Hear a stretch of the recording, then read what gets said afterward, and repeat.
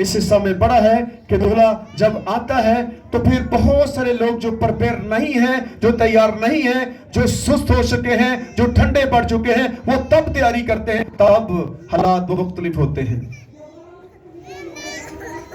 خدا کبھی بھی کچھ جلدی نہیں کرتا، ویٹ کرتا ہے۔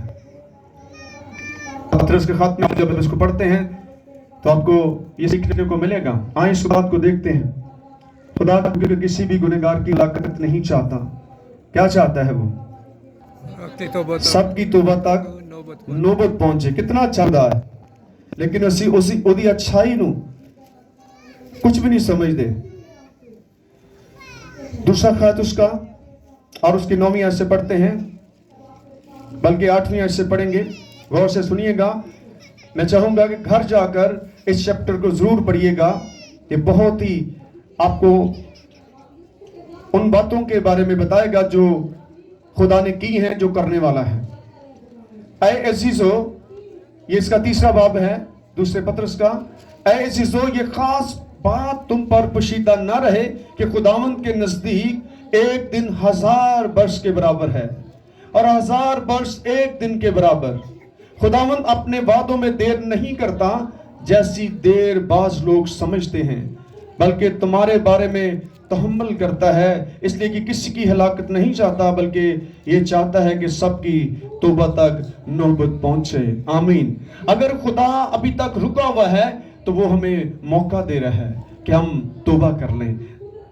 اگر ایسا نہیں ہوگا تو پھر ہمارا بھی حال ان 5 سست گواریوں کی مانند ہوگا۔ جب دلہا آ چکا، دروازہ کلوز ہو چکا، تو پھر ان کو ہوش آئی اور پھر وہ بھاگنے لگ گئی اور ان اپنی گڈ فرینڈ سے انہوں نے رابطہ کیا۔ میریو بہنوں، سانو بھی تھوڑا جا تیل دے دیو، تاڑی بڑی مہربانی ہے، ساڑی اکھ لگ گئی سی۔ تو انہوں نے کیا کہا؟ نہیں بہنے، جاؤ تو لے دکان تو ساڑھے کو تیرے واسطے کو نہیں ہے گا۔ سمجھے اس بات کو، بڑا گہرا بھید، ایک ایسا مکاشفہ ہے جس کو سمجھنے کی ضرورت ہے۔ ایک کلام ایویں نہیں لکھیا، اس تو لکھیا گیا تاکہ اسی اپنے اپنوں ہلائیے کہ اسی کس مقام تے کھڑے ہوئے ہیں۔ خدا نے آپ کو ایک بہت بڑا مقام دیا ہے، لیکن ہم اس مقام کو چھوڑ کر نیچے پڑے ہوئے ہیں۔ جب آپ خدا کے لیے خود کو پریپیئر کریں گے تو خدا کبھی بھی آپ کو کسی چیز کی کمی نہیں آنے دے گا۔ آمین۔ مالی وسائل آپ کا پیچھا کریں گے، دولت آپ کے پیچھے بھاگے گی، کیونکہ آپ کے پاس جو دولت ہے اس کو آپ کبھی بھی اس دولت کے ساتھ کمپیئر نہیں کر سکے۔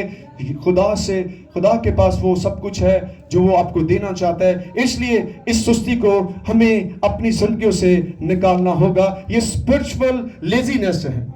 جو لوگ روحانی طور پر مردہ ہیں، یہ ان کے لیے، کیونکہ جو اسپرچول لوگ ہوتے ہیں وہ دعا کرنے والے لوگ ہوتے ہیں، وہ دعا روزے میں ٹھہرنے والے لوگ ہوتے ہیں۔ ان کی عادتوں سے، ان کے کاموں سے، ان کے چال چلن سے پتہ چل جاتا ہے یہ کیسے لوگ ہیں۔ آج اسپرچول لوگوں کا یہ دعا لیا جو وہ ہم دے ہی نہیں، یہ پادریاں دا ہی کام ہے۔ شکر خدا دا پہ پادری باج کام آ رہے ہوتے ہیں، کیونکہ وہ خدا کے ساتھ چل رہے ہوتے ہیں۔ پتہ ہے نا، پھر انہوں نے لب نے نا سی تو تانوں اس لائق بنا دی کوشش کر رہے کہ تسی بھی یہ کام کرو، تسی بھی خدا نہ چلو۔ جب یہ 5 کواریاں ادو پھر جو دھلا آ گیا تو پھر جو تیار تھی ان سے رابطہ کرتی ہیں تو وہ کیا کہتے ہیں؟ Sorry, very sorry, very sorry. اب کتنا دکھ ہوگا اس وقت کہ ساڈے نال ہی پلیاں، ساڈے نال ہی کھیلدیاں رہیاں تے اج سانوں یہ بھی کہندیاں نے ویری سوری۔ ادو تہاڈے اپنے عزیز بھی ایسا کہہ دیں گے جو تیار نہیں ہے۔ اس لیے ان کی بھی فکر کریں تاکہ وہ سست اور لاپرواہ نہ ہو جائیں۔ عقل مندوں نے جواب دیا کہ شاید ہمارے تمہارے دونوں کے لیے کافی نہ ہو، بہتر یہ ہے کہ بیچنے والوں کے پاس جا کر اپنے واسطے مول لے لو۔ جب وہ مول لینے جا رہی تھی تو دلہا آ پہنچا جو تیار تھی، وہ اس کے ساتھ شادی کے جشن میں اندر چلی گئی اور دروازہ یس کیا ہوا؟ دروازہ کون اندر چلی گئی تھی؟ ساڑھے ورگیاں بھیڈاں نہیں جانیاں جڑیاں ستیاں ہی اٹھ دیاں نہیں گئیں۔ خدا وقت کا خدا ہے۔ خدا نے قوم بنی اسرائیل کو کیا کہا کہ جو خوراک میں تمہیں دینے والا ہوں وہ کیا تھی؟ آسمانی خوراک ہے، اور اس کا ٹائم ہوگا. آپ نے اس ٹائم کے ساتھ اس خوراک کو جا کر اکٹھا کرنا ہے. وہ ٹائم کیا تھا کہ سورج نکلنے سے پہلے، یعنی آپ نے صبح سویرے اٹھ کر اس من کو بٹورنا ہے. کتنے لوگ جانتے ہیں اس کلام کو؟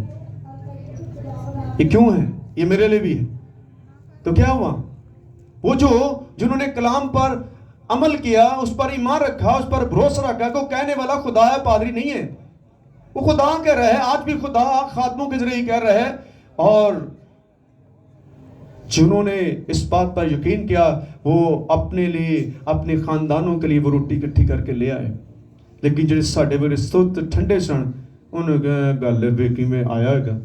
وہ جب سورج نکلے تو پھر گئے. ہاں کدو گئے؟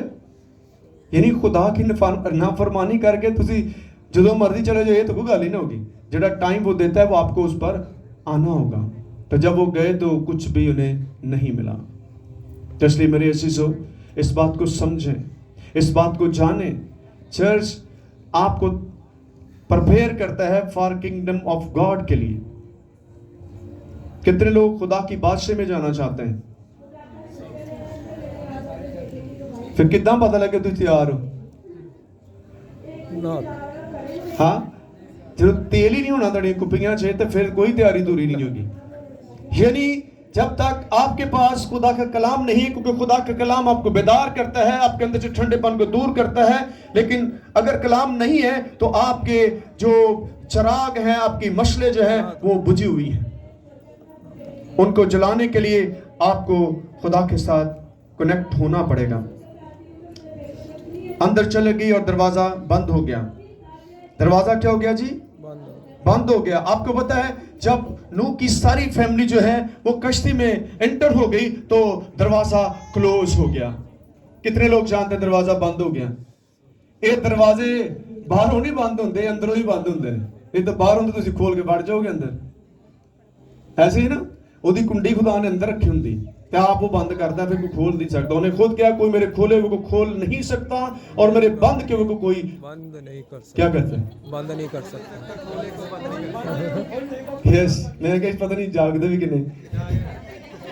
آمین. شکر ہے کہ تجھ جاگ رہے. اس نے کیا کہا؟ میرے بند کے ہوئے کو کوئی نہیں سکتا، تو میرے کھولے ہوئے کو کوئی بند نہیں کر سکتا. تو پھر یہ دروازہ کتھوں بند ہویا سی؟ اندروں اگر یہ باہر ہوندا تو پھر ہو سکتا ہے کنڈی کھول کے چلے جاندے، لیکن ایسا نہیں ہوا. اس لیے خدا نہیں چاہتا کہ ہمارے لیے دروازہ کلوز ہو جائے. پھر کوئی آپ کی بات کام نہیں آنے والی. پھر ایک ہی آنسر ہے کہ میں تمہیں نہیں جانتا. آمین. میں تمہیں نہیں جانتا. یہ